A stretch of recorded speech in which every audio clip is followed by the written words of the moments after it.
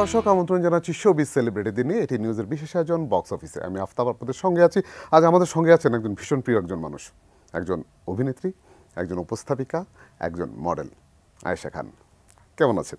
আলহামদুলিল্লাহ, আমি ভালো আছি। আপনি কেমন আছেন? আমি ভালো আছি। আমি যদি ভুল না করি যে 2024-এর এই সময়টা, এই বছরটা মনে হয় আপনার জন্য খুব লাকি। বুঝতে পারছি না এখনো, let's hope for the best. তবে হ্যাঁ, শুরুটা অনেক সুন্দরভাবে হয়েছিল আমার। এখন বছরের শেষটা কেমন হয় সেটাই দেখার পালা, কারণ বলা হয়ে থাকে শেষ ভালো যার সব ভালো তার। বাট আরেকটা কথা আছে, morning shows the day, true, যে বুক পকেটের গল্প, মানে অদ্ভুত একটা গল্প, আসলে মানুষের মনে গেঁথে থাকার মতো একটা গল্প। একটু শুনবো আপনার মুখ থেকে।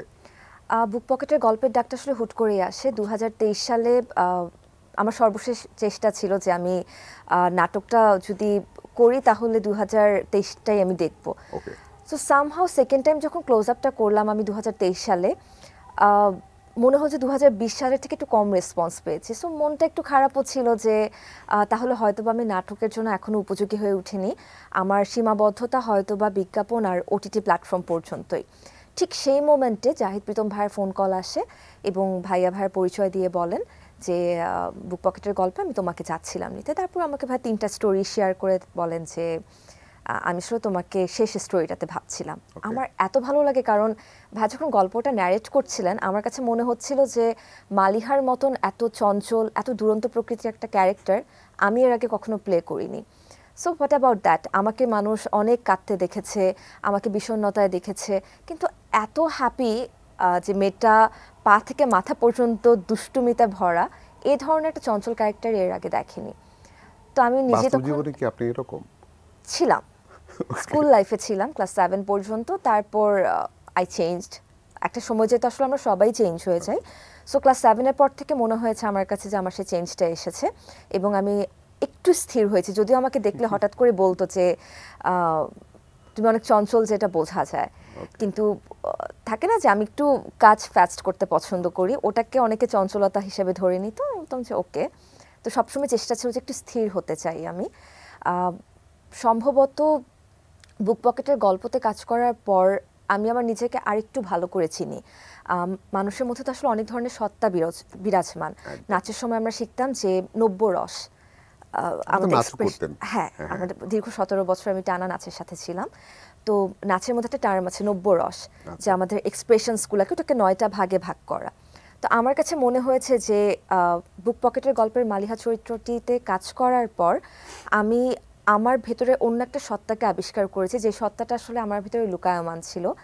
এবং অনেকেই বলেছে যে তারা বুক পকেটের গল্পের মালিহাকে অনেক পছন্দ করেছেন। সো এটা একটা থাকে না হঠাৎ করে পাওয়া, এরকম একটা বিষয় ছিল। মানে এটা কিন্তু খুব সত্য যে এর আগের যে নাটকগুলো আমরা দেখেছি, বিজ্ঞাপন চিত্র দেখেছি, যে মানে আমরা আয়েশাকে আসলে এইভাবে আসলে দেখি না। এটা আসলে অনেক সময় আমরা অনেকটা ক্রেডিট দিতে চাই পরিচালককে।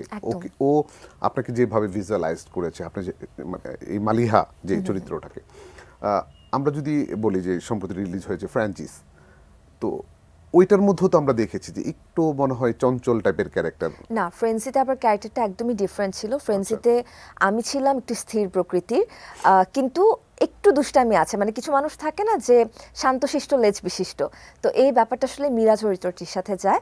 ও একটা অ্যাড ফার্মে জব করে, সেখানে কন্টেন্ট কপিরাইটার হিসেবেও আছে। এমনিতে চুপচাপ মেয়েটা, ওর একমাত্র ভালোবাসার জায়গা হচ্ছে হিমু চরিত্রটি। কিন্তু যখনই ওই বাসার মধ্যে যখনই কোনো সিচুয়েশন তৈরি হতো, তখন যতগুলো কুবুদ্ধি ছিল সেগুলো সব মিলার দেওয়া ছিল, যে ওদেরকে আমরা হাতে মারবো না, ওদেরকে আমরা ভাতে মারবো, ওদেরকে আমরা এটা করব সেটা করবো। সো এই ধরনের ছোট ছোট কুবুদ্ধিগুলো হচ্ছে মিলার মাথা থেকে আসতো। সো এটা একটু আয়েশার সাথে মিলে, যে আয়েশা হঠাৎ হঠাৎ করে কুবুদ্ধি আয়েশার মাথাতেও আসে। এটা কি স্কুল জীবনে যখন বন্ধু বান্ধবীর একসাথে যখন আড্ডা দেন, হয় না মাঝে মাঝে কিছু দুষ্টামি বুদ্ধি আসে? ইউনিভার্সিটি লাইফে আমার ফ্রেন্ডরা ফেস করেছে। স্কুল লাইফে আসলে আমি এত টাইট একটা স্কেজুলের মধ্যে ছিলাম, যেহেতু আমি চঞ্চল ছিলাম, তার জন্য আমার মা আমাকে ক্লাস 2-তে থাকতে শিশু একাডেমিতে ভর্তি করিয়ে দেয়, যে যা শুক্র শনি তোর লাইফে থাকার দরকার নেই। তো বৃহস্পতি শুক্র এই 2 দিন আমার শিশু একাডেমিতে ক্লাস থাকতো, কিন্তু যেহেতু বৃহস্পতিবার দিন ক্লাসই ছুটি হতো 5টার সময়, সো বৃহস্পতিবার দিন আমার ক্লাস অ্যাটেন্ড করা পসিবল হতো না। শুক্রবার দিন সকালবেলা যেখানে সবাই ঘুমায়, আমি আমার সকল ঘুম টুম সব ভেঙে ঘুঙ্গুর পায়ে দিয়ে নাচের ক্লাসে ঢুকতাম। সো এটা আমার ছিল ক্লাস 2 থেকে ক্লাস 9 পর্যন্ত আমার লাইফ স্টাইল। তারপর তো এসএসসি পরীক্ষা, দেন কলেজের লাইফটা তো খুবই কম সময়, 1.5 বছর মাত্র, বা 1.5 বছরের কম সময় বলা যায়। ওই পুরো টাইমটা আসলে প্যাকড ছিলাম আমি, পড়াশোনা, কোচিং, নাচের ক্লাস, নাচের শো, এর বাইরে আসলে লাইফটা ছিল না। তারপর যখন ইউনিভার্সিটিতে উঠলাম তখন, কারণ সবাই তো বলে আসতো যে ইউনিভার্সিটি উঠলে পড়াশোনা নাই, খুঁজে খুঁজে আমার একটা সাবজেক্ট চুজ করলাম যেখানে আসলে পড়াশোনাই আর পড়াশোনা, ফার্মাসি। সো ফার্মাসি তো হচ্ছে গিয়ে মানে অলমোস্ট মেডিকেলি, মানে 1/3 মেডিকেলের পড়াশোনা আমাদেরকে করতে হয়। 1/3 না, আমার মানে পুরোটাই মেডিকেল। না, আমরা সার্জারি করি না, সো ওইটা বাদে আর কি 1/3 আমি বলবো। তো ওটা তো আসলে ফার্মাসি পড়াকালীন সময় খুব একটা সময় পাইনি আমার তখন। তারপর কুবুদ্ধিটা কিভাবে আসতো মাথায়? কুবুদ্ধিটা তখন আসে নাই আসলে, পুরো ইউনিভার্সিটি লাইফের 4টা বছর পার করার পর আমার ফ্রেন্ডরা বুঝতে পারে যে এই 4টা বছর তারা যেরকম আমাকে দেখেছে সেটা আসলে আমি না, আমার একটা ডিফারেন্ট সত্তা আছে। এবং পরে ওরা যে বলে যে এই আমি কাকে দেখলাম, 4টা বছর কার সাথে সংসার করলাম। সো আমার ওই 4টা ফ্রেন্ডের সাথে আমার রিলেশনটা এখন পর্যন্ত এরকম, যারা মিলাতে পারে না যে ক্লাসে থাকা তাহিয়া কে ছিল আর 4 বছর পর গ্র্যাজুয়েট হয়ে যাওয়ার পর এই 4 বছর তারা কোন তাহিয়াকে দেখছে। সো এটা নিয়ে প্রায় ফান হয়। আমরা এটা গল্প আরো শুনবো, একটা ছোট্ট বিরতি নিয়ে নিচ্ছি। দর্শক, নিয়ে নিচ্ছি ছোট্ট একটা বিরতি, কোথাও যাবেন না, ফিরছি অল্প কিছুক্ষণ পর।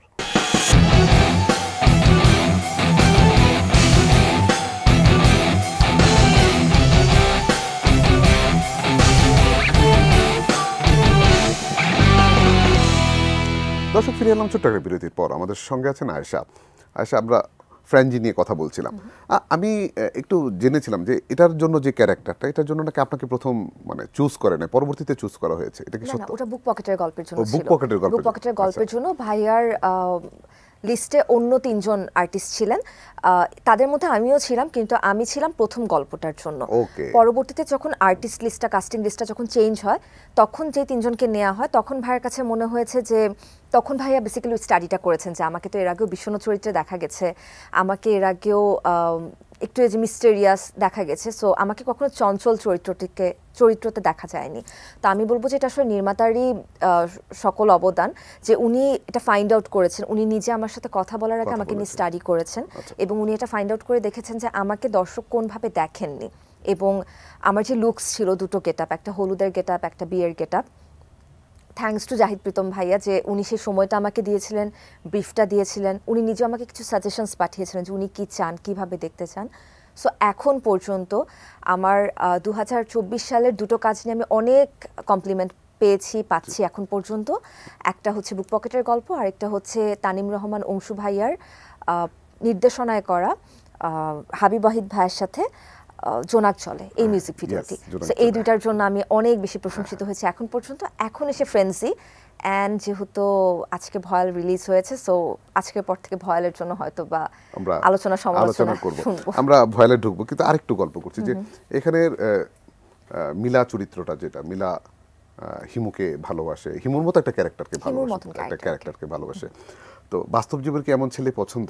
একদমই না। আমি মিলার মতন এত দায়িত্ববান হতেই চাই না যে আমি আরেকজন তার পকেটে টাকা নেই দেখে তাকে তার সিএনজি ভাড়া আমি দিব, তার রিক্সা ভাড়া আমি দিব, এত দায়িত্ব আমি নিতেই চাই না। আমি আমার নিজের দায়িত্ব আমি আমার নিজের প্রতি নিজে দায়িত্ববান অনেক, কিন্তু আরেকজন মানুষের প্রতি এতটা দায়িত্ববান মনে হয় এখনো হয়ে উঠিনি আমি।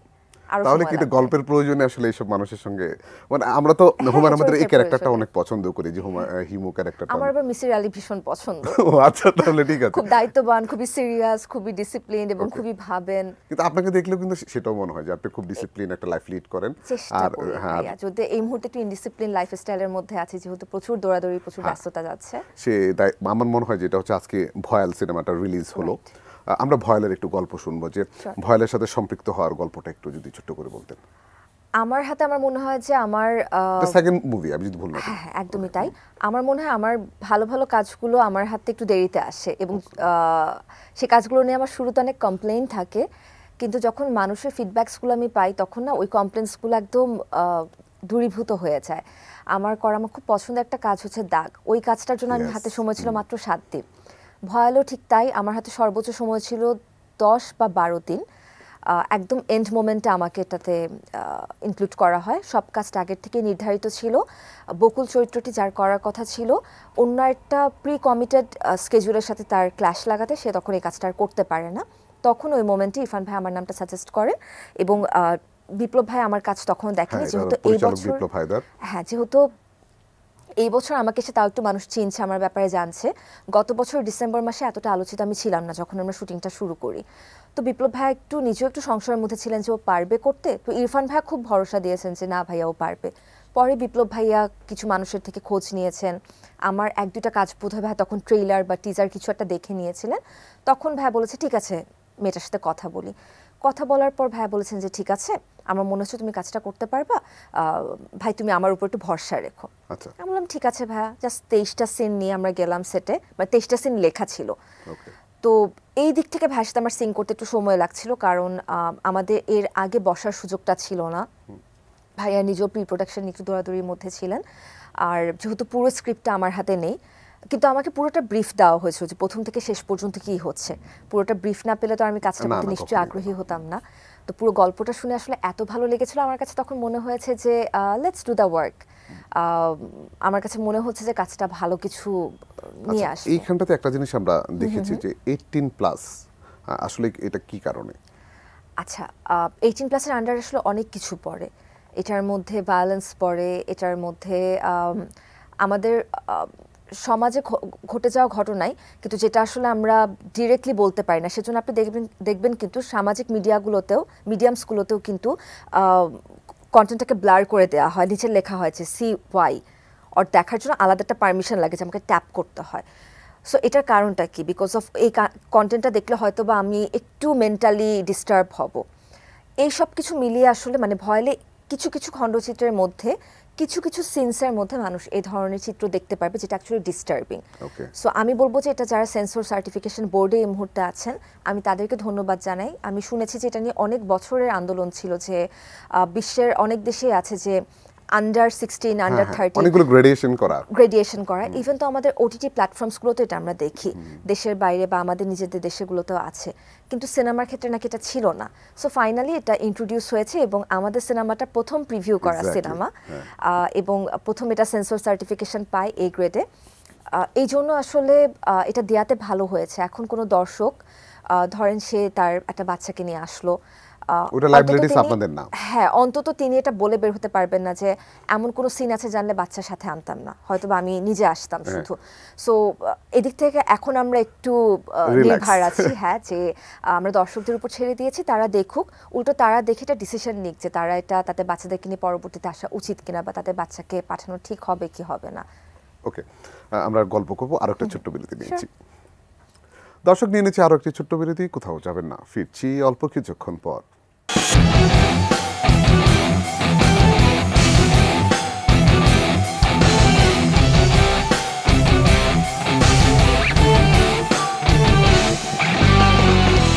দর্শক ফিরে এলাম আর একটি ছোট্ট বিরতির পর। আমাদের সঙ্গে আছেন আয়েশা। আচ্ছা, আমরা একটা ছোট্ট মানে একটা ছোট্ট র্যাপিড ফায়ার খেলি, তারপর হচ্ছে আমরা একটা গল্পে ফিরে যাব। ওকে, আমরা যাই। সম্পর্কের ক্ষেত্রে কোন বিষয়টা সবচেয়ে বেশি প্রাধান্য দেন, লিভ ইন না সরাসরি বিয়ে? সরাসরি বিয়ে। ওকে, বিয়ের আগে প্রেম ভালো না বিয়ের পরে প্রেম ভালো? বিয়ের পরে প্রেমটা সবথেকে বেশি ইম্পর্টেন্ট, আই এই গেস। গানটা সেজন্যই ভালো, বিয়ের পরে প্রেম ভালো গুণীজনে বলে। ওকে, মিডিয়ার প্রথম বন্ধুকে?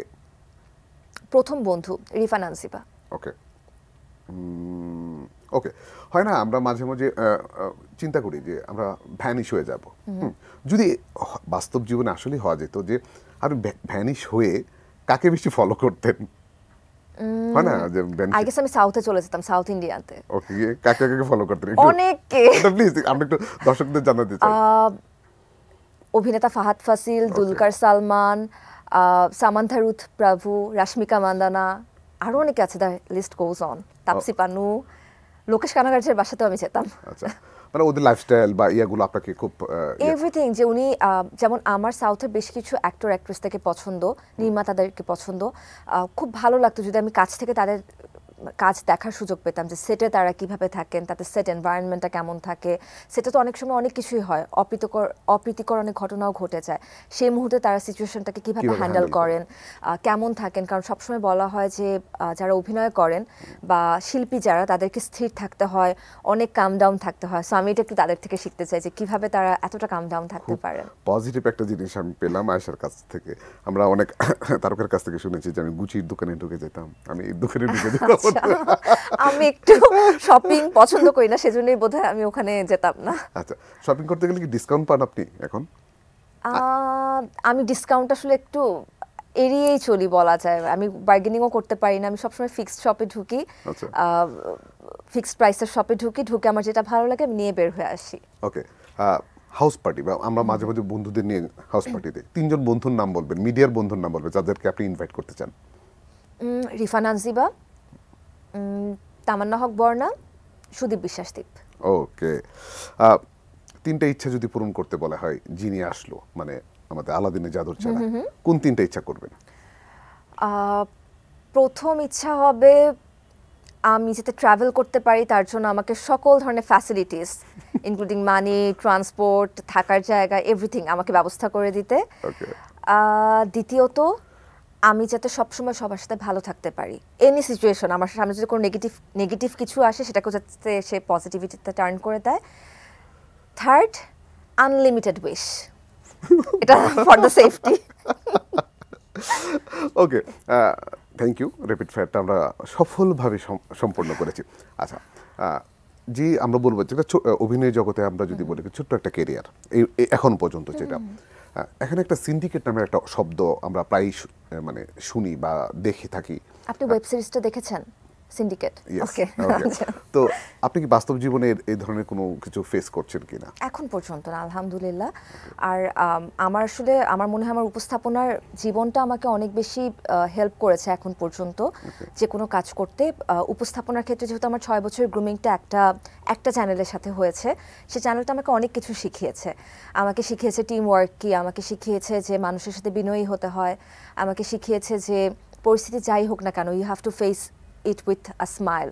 সো আমার কাছে মনে হয় যে এই জিনিসগুলো না আমাকে অনেক হেল্প করেছে এখন পর্যন্ত আমার যে কোনো সেক্টরে কাজ করতে। এবং আমার খুব ভালো লাগে যখন অন্য একটা সেট থেকে আমাকে আমার ডিরেক্টর ফোন দিয়ে বলেন যে আয়শা কি বিপদে পড়লাম, সবাই তো তোমার কথা শুনলেই বলে যে এই সেটে আয়শা আপুকে চাই। সো এটা আমার শুনতে খুব ভালো লাগে। আমার কাছে মনে হয় যে আমার family to that channel Maasranga television, এই জার্নিটা আমার জন্য খুবই খুবই খুবই হেল্পফুল ছিল।